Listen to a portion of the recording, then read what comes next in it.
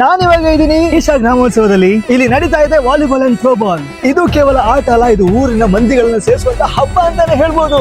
ಈಶಾ ಗ್ರಾಮೋತ್ಸವ ಯಾಕಾಗುತ್ತೆ ಗೊತ್ತಾ? ಗ್ರಾಮೀಣ ಭಾರತದ ಚೈತನ್ಯವನ್ನು ವಾಪಸ್ ತರೋದಕ್ಕೆ. ಅಂದ್ರೆ ಗ್ರಾಮೀಣ ಜನರ ಸಂಪ್ರದಾಯ, ಸಮುದಾಯವನ್ನ, ಆರೋಗ್ಯದ ಸ್ಪರ್ಧೆಯನ್ನ, ಆ ಪ್ರಜ್ಞೆನ ಬೆಳೆಸಬೇಕು ಅನ್ನುವಂಥದ್ದು ಈಶಾ ಫೌಂಡೇಶನ್ ಗುರಿ ಕೂಡ ಆಗಿದೆ.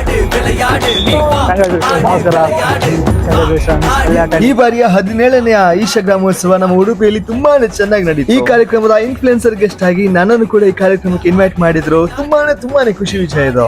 ಇಲ್ಲಿನ ಗ್ರಾಮಸ್ಥರು ತಂಡವಾಗಿ ಭಾಗವಹಿಸಿದ್ರು. ಮಕ್ಕಳಿಗೆ ಆಟೋಟ ಸ್ಪರ್ಧೆ ಇತ್ತು, ಡ್ರಾಯಿಂಗ್ ಕಾಂಪಿಟೇಷನ್ ಇತ್ತು. ಲೇಡೀಸ್ ಇಲ್ಲಿ ಹ್ಯಾಂಡ್ ಬಾಲ್ ನ ಎಕ್ಸ್ಪರ್ಟ್ ಆದ್ರೆ ನಮ್ಮ ಹುಡುಗರಂತೂ ವಾಲಿಬಾಲ್ ನ ಪಕ್ಕದ ಗ್ರೌಂಡ್ ಗೆ ಹೊಡೆಯುವಷ್ಟು ಲೆವೆಲ್ ಅಲ್ಲಿ ಆಟ ಆಡ್ತಾ ಇದ್ರು. ಅಂಡ್ ಮೇನ್ ಆಗಿ ಎಲ್ರು ಟಫೆಸ್ಟ್ ಕಾಂಪಿಟೇಷನ್ ಕೊಡ್ತಾ ಇದ್ರು. ಆಯ್ತಾ, ಈ ನಡುವಲ್ಲಿ ನಾನು ಅಬ್ಸರ್ವ್ ಮಾಡಿದ್ದು ವಾಲಂಟಿಯರ್ಸ್ ನ ಅಕ್ಕ ಅಣ್ಣ ಅಂತ ತುಂಬಾನೇ ಕ್ಯೂಟ್ ಆಗಿ ಮಾತಾಡ್ತಾ ಇದ್ರು. ಎಲ್ರು ವೆಲ್ಕಮ್ ಮಾಡ್ತಾ ಇದ್ರು. ಅದು ಕೂಡ ತುಂಬಾ ಎನರ್ಜೆಟಿಕ್ ಆಗಿ. ಹಾಗೆ ಇನ್ನೊಂದು ವಿಷಯ, ನೆಕ್ಸ್ಟ್ ಲೆವೆಲ್ ಮ್ಯಾಚ್ ಆಗಸ್ಟ್ 31ಕ್ಕೆ ಕುಂದಾಪುರದ ಕೆರಾಡಿಯಲ್ಲಿ ನಡೆಯುತ್ತೆ. ನೀವು ಕೂಡ ಈ ಕ್ರೀಡಾಕೂಟವನ್ನ ವೀಕ್ಷಿಸಬಹುದು. ಹಾಗೇನೆ ಈಶಾ ಫೌಂಡೇಶನ್ ನ ವಾಲಂಟಿಯರ್ ಆಗ್ಬೇಕು ಅಂತ ಹೇಳಿದ್ರೆ ತಂಡದ ಸದಸ್ಯರನ್ನ ನೀವು ಕೂಡ ಕಾಂಟ್ಯಾಕ್ಟ್ ಆಗಿ ಜೊತೆಯಾಗಿ ಬೆಳೆಯೋಣ. ನಮ್ಮ ಸಮಯದಲ್ಲಿ ಸ್ವಲ್ಪವನ್ನ ಸಮಾಜಕ್ಕೆ ಕೂಡ ಮೀಸಲಿಡೋಣ.